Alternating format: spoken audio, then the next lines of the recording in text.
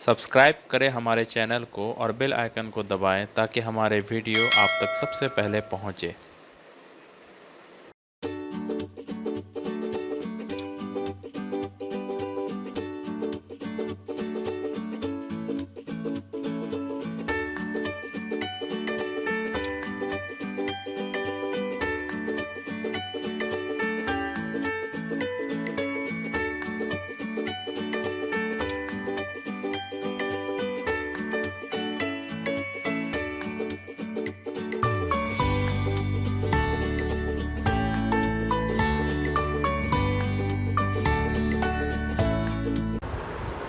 Welcome students. Last lecture में हमने atomic mass या मॉलिक्यूलर मास को जब यूनिट यू में दिखाते हैं उसके बारे में समझाया था कि वो जो एटॉमिक मास है अगर यूनिट यू है तो वो उस एलिमेंट के एक एटम का मास है या उस कंपाउंड के एक मॉलिक्यूल का मास है। लेकिन हम इन्हें ग्राम में भी दिखा सकते हैं। जब आप एटॉमिक मास का यूनिट यू ना लिख करके ग्राम लिख देते हैं तो उसे हम एटॉमिक मास नहीं ग्राम एटॉमिक मास कहते हैं। और मॉलिक्यूलर मास का यूनिट यू ना लिख करके ग्राम लिखते हैं तो उसे मॉलिक्यूलर मास नहीं ग्राम मॉलिक्यूलर मास कहेंगे। तो देखिए, when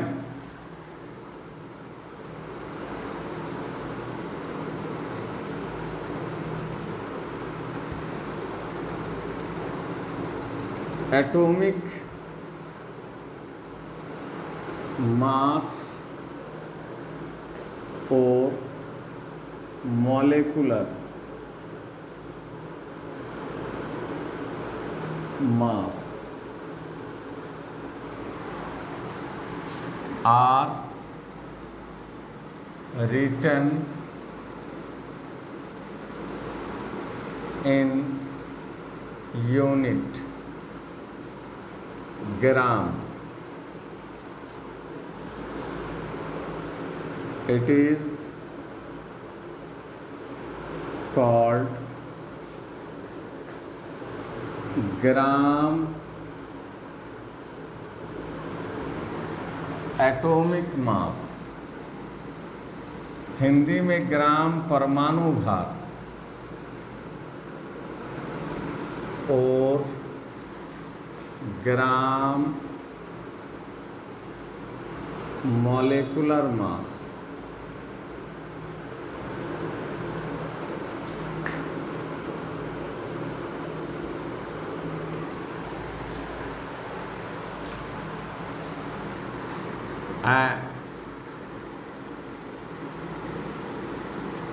And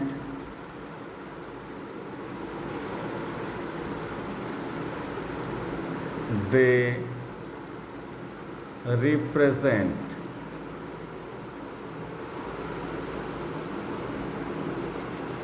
the mass of 6.023 into 10 to the power 23 atoms of or molecules।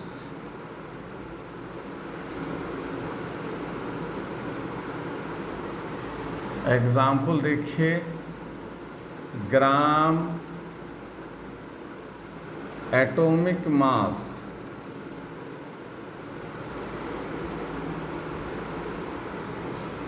Of helium 4 gram लिखेंगे। ग्राम एटॉमिक मास बोला, 4U नहीं लिखेंगे, उसको एटॉमिक मास बोलते हैं। जब एटॉमिक मास से पहले ग्राम लगा दिया तो अब इसका यूनिट यू नहीं लिखेंगे ग्राम। अगर एटॉमिक मास हीलियम का लिखने कहे तो 4U और ग्राम एटॉमिक मास लिखने कहे तो 4 ग्राम। और ये 4 ग्राम कितना हीलियम एटम है, इसमें कितने हीलियम एटम का मास है? Mass of 6.023 into 10⁻23 helium atom का मास है ये। सिर्फ एक एटम हीलियम का मास 4U, लेकिन अगर 4 ग्राम लिखते हैं तो ये हीलियम के एक एटम का मास नहीं है, ये इतना हीलियम एटम का मास कहलाएगा। ग्राम atomic mass of carbon 12 gram, 12U नहीं 12 ग्राम बोलेंगे आप, और ये है mass of 6.023 into 10⁻23 carbon atoms.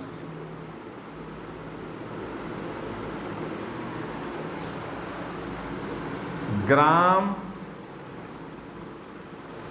Atomic mass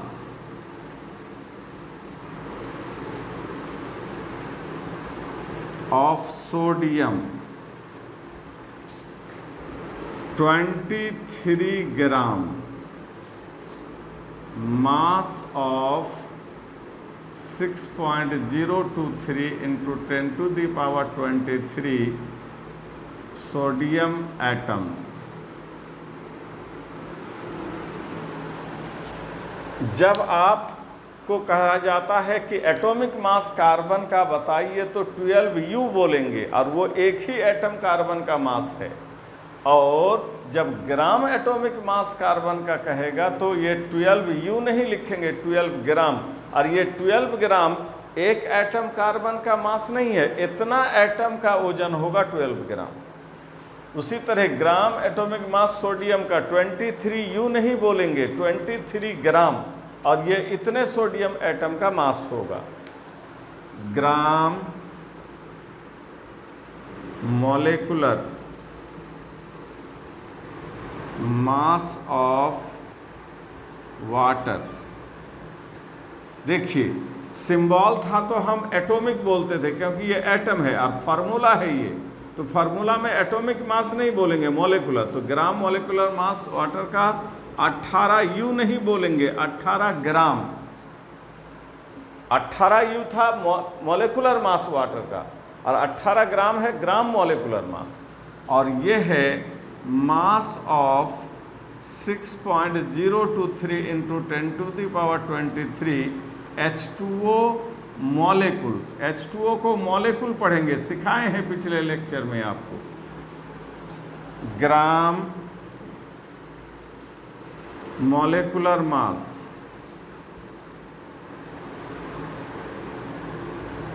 of CO2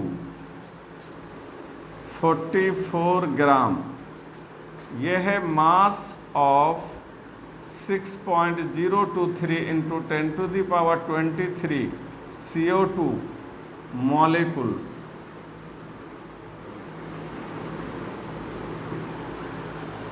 तो इस तरह से हम यूनिट जब ग्राम लिखते हैं तो उसे ग्राम एटॉमिक मास या फिर ग्राम मॉलिक्यूलर मास कहते हैं, और ये वैल्यू उसके इतने एटम या इतने मॉलिक्यूल, एटम के केस में इतने एटम का मास है और मॉलिक्यूल के केस में इतने मॉलिक्यूल का मास होता है।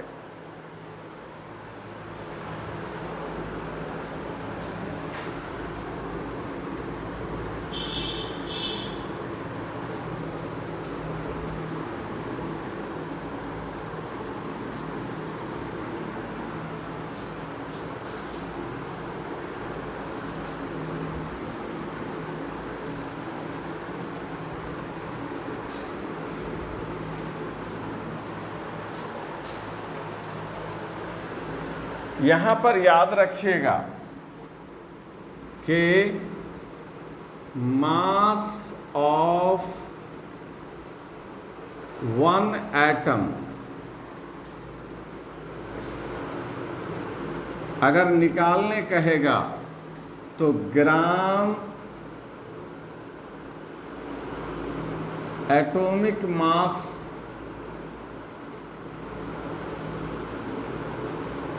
को डिवाइड करना है 6.023 023 इंटू 10⁻23 से। इसमें जो एक एटम का मास निकलेगा वो यूनिट ग्राम होगा, उसका ग्राम में निकलेगा। पहले भी एक एटम का मास निकालने सीखे हैं हम लोग लास्ट क्लास में, लेकिन वो एक यूनिट यू में निकलता था, ये ग्राम में निकलता है। जैसे example, mass of 1 carbon atom अगर आपको निकालना हो, एग्जाम में पूछ दिया, तो हम कार्बन का ग्राम एटॉमिक मास लेंगे, कितना 12 ग्राम, इसको भाग दे देंगे 6.023 इंटू 10⁻23 से, ये आंसर हो जाएगा। मास ऑफ, ये ग्राम में निकलेगा, यूनिट ग्राम होगा, 1 हीलियम एटम, तो हो जाएगा 4/6.023 इंटू 10⁻23।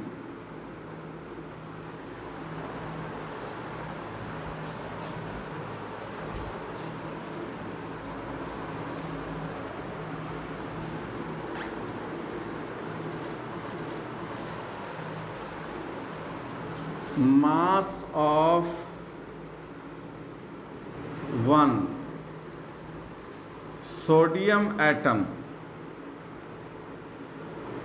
तो हो जाएगा 23 डिवाइडेड बाय 6.023 इंटू 10⁻23।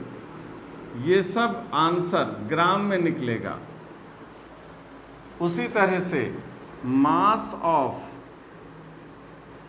1 मॉलिक्यूल निकालने कहे,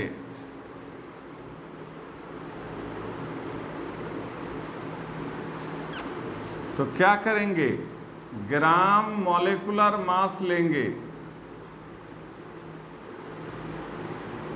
और उसको डिवाइड कर देंगे 6.023 इंटू 10⁻23 से। ये भी आंसर जो निकलेगा मास का ग्राम में निकलेगा। लास्ट क्लास में जो निकालने सीखे थे एक एटम या एक मॉलिक्यूल का, तो उसमें आंसर यू में आता है, और ग्राम में अगर ऑप्शन दिया हुआ रहे तो इस तरह से एक एटम का मास और इस तरह से एक मॉलिक्यूल का मास निकालेंगे। जैसे अगर आपको क्वेश्चन पूछे what is the mass of 200 carbon atom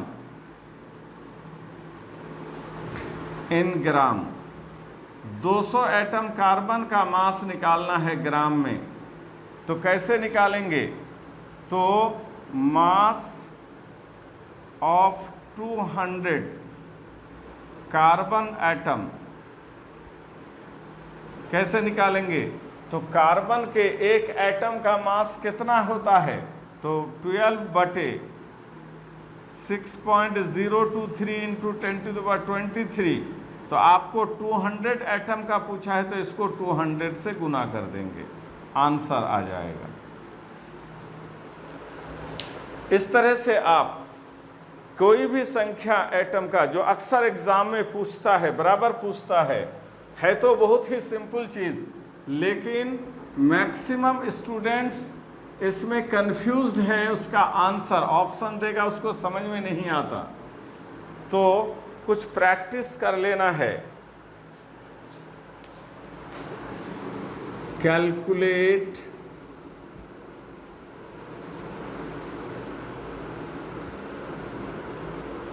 the mass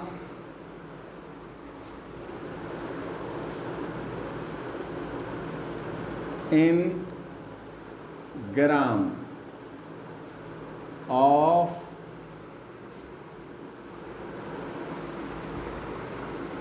500 helium atom, ये सब ग्राम में आंसर निकालना है। 3.01 into 10⁻23 atom magnesium, 6.023 into 10⁻22 molecule water,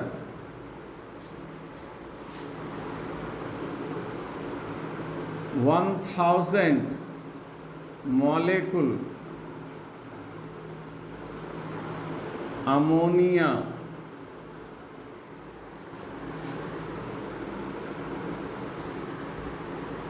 100 atoms